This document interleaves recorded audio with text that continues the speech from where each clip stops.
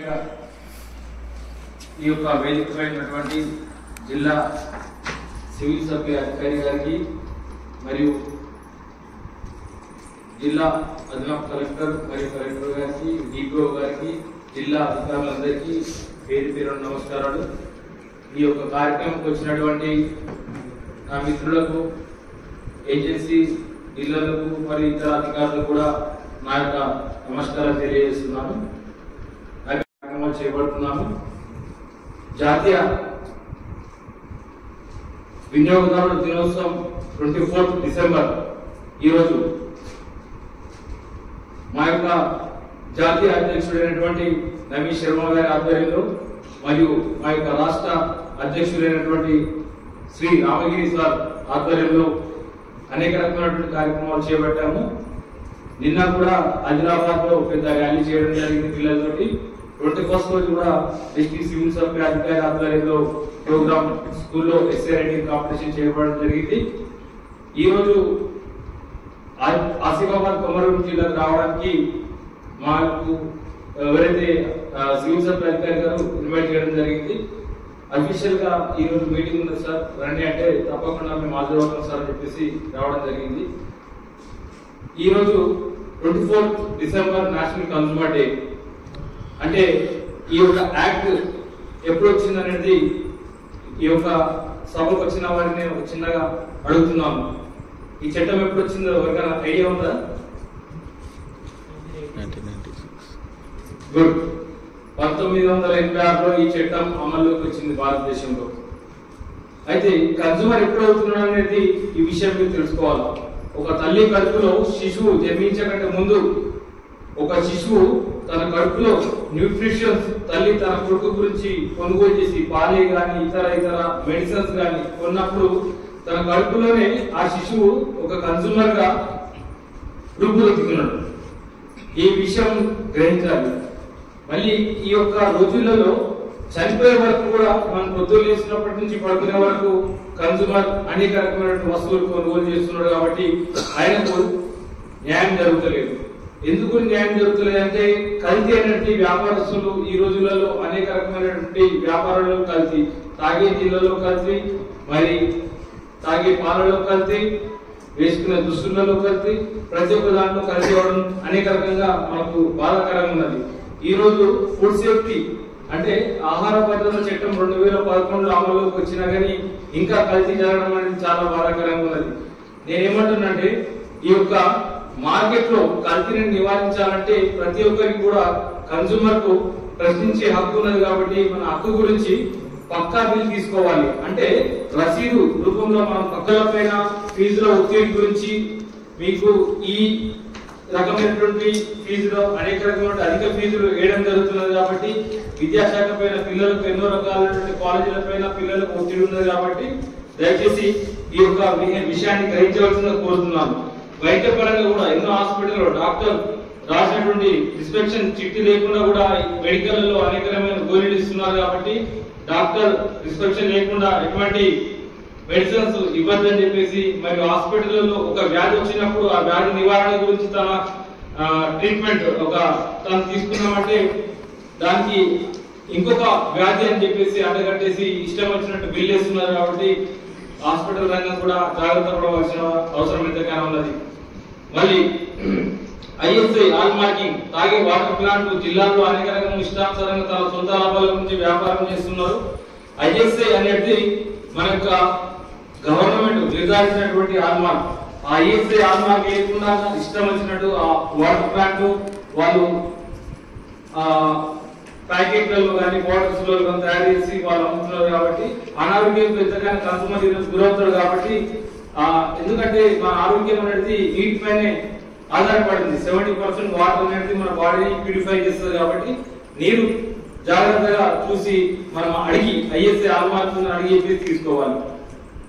మళ్ళీ ఐఎస్ఐ సంబంధించినటువంటి చాలా రకమైనటువంటి ప్రొడక్ట్స్ ఉంటాయి. మనం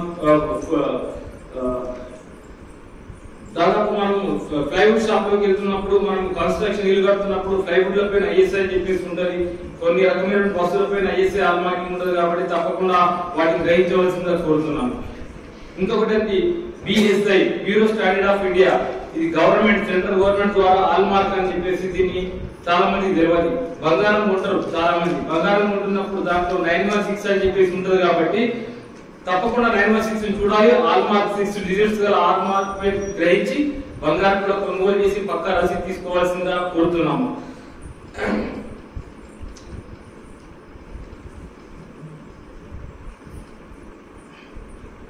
ఈ యొక్క ఆసిఫాబాద్ జిల్లాలో చాలా మట్టుకు ఫాస్ట్ ఫుడ్ సెంటర్లు అనేవి ఎక్కువ అయిపోయినాయి. విషపూరితమైన రసాయనాలు టేస్టింగ్ సాల్ట్ అనేది ఇతర దేశాల్లో బ్యాన్ చేసిండు. అది ఒక పంట ఎరువుగా అక్కడ వాడేవాళ్ళు.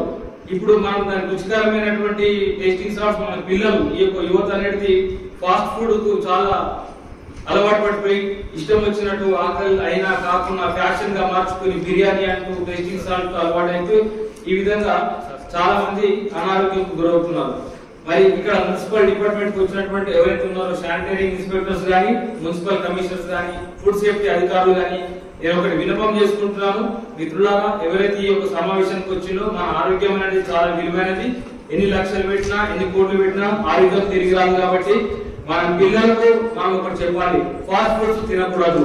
బయట ఒకసారి ఆయిల్ వాడిన తర్వాత మళ్ళీ అదే ఆయిల్ వాడితే అది పాయిజన్ గా మారుతుంది. కాబట్టి వీళ్ళు తన స్వార్థాల గురించి ఆయిల్ తీసేయకుండా అదే ఆయిల్ లో అనేక రకమైనటువంటి రుచికరమైనటువంటి కలర్స్ కలిపినటువంటి ఆహారం తయారు చేసి వాళ్ళు మార్కెట్ లో అమ్మడం జరుగుతుంది.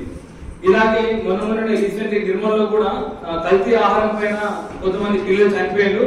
వాళ్ళ పైన కూడా కేసెస్ అయ్యాయి.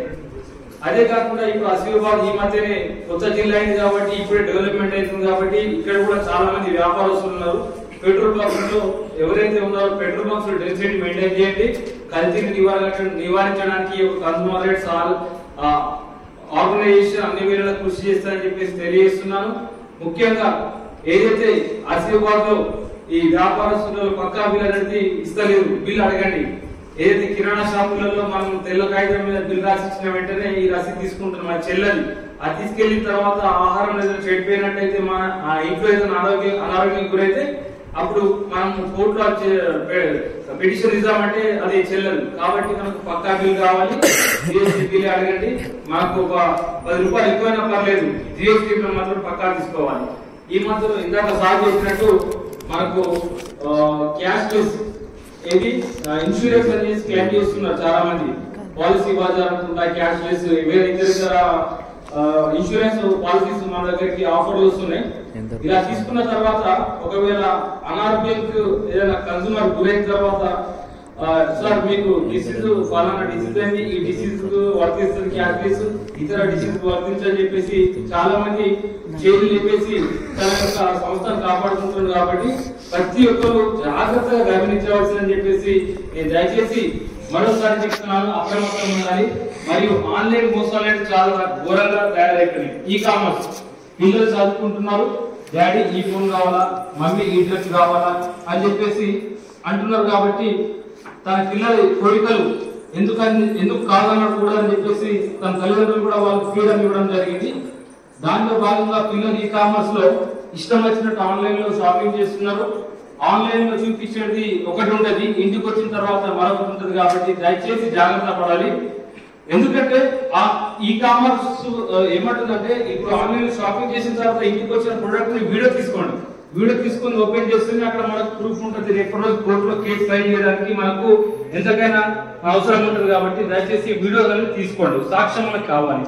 మరియు ఈ యొక్క స్వీట్ హౌసెస్ లో సార్ అన్నట్టు ఇందాక 1986 లో చట్టం వచ్చింది కాబట్టి 2019, 2020లో సవరణలు జరిగినాయి. కాబట్టి చట్టపరంగా చూసినట్టయితే బెస్ట్ బిఫోర్ ఎక్స్పైరీ అనేది చాలా అవసరం.